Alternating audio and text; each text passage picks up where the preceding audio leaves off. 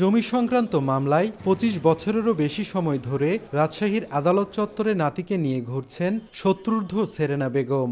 মামলা চালাতে গিয়ে এখন নিঃস্ব তিনি।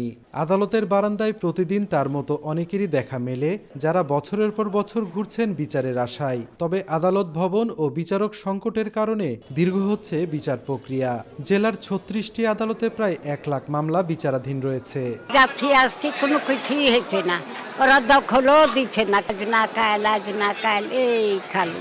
বগুড়া আদালতে এমন অনেক মামলা আছে যার বাদী বিবাদী কেউই বেঁচে নেই। এরপরও বছরের পর বছর ধরে চলছে মামলা।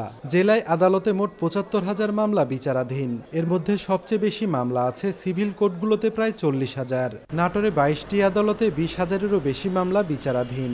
আদালতগুলোতে বিচারকের ৬০টি পদ শূন্য থাকায় বাড়ছে মামলা জট। ফলে কোনো কোনো মামলায় বিচার পেতে লাগছে ২০ থেকে ২৫ বছর।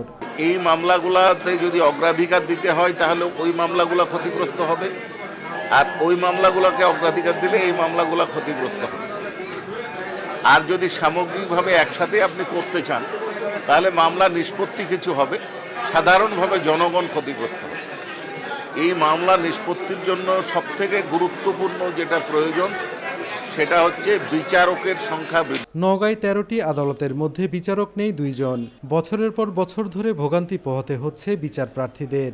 একই অবস্থা সিরাজগঞ্জের আদালতেরও। এমন বিপদের মধ্যে আছে, মাসের পর মাস ঘুরতেছি, কোনো সমাধান আমরা পাইতেইছি না। অর্থ খরচ, সময়, তাই আমাদের কেসটা দ্রুত যদি শেষ করে দেয় তাহলে আমাদের একটা উপকার হবে। আমার প্রত্যেকেরই সচেতন যদি হই আমরা যার যার জায়গা থেকে, তাহলেই আমার মনে হয় যে দ্রুতই সবই হবে। লয়ারের দায়িত্ব আছে, প্রত্যেকেই দায়িত্ব পালন করলে পরেই এরা জট নিরসন হবে। এটা ইচ্ছার মধ্যেও অনেক কিছু নির্ভর করে। রাজশাহী বিভাগের ৮টি জেলায় দেওয়ানি ও ফৌজদারি মিলিয়ে ৪.৫ লাখেরও বেশি মামলা বিচারাধীন রয়েছে। সাইফুর রহমান রকি, সময় সংবাদ, রাজশাহী।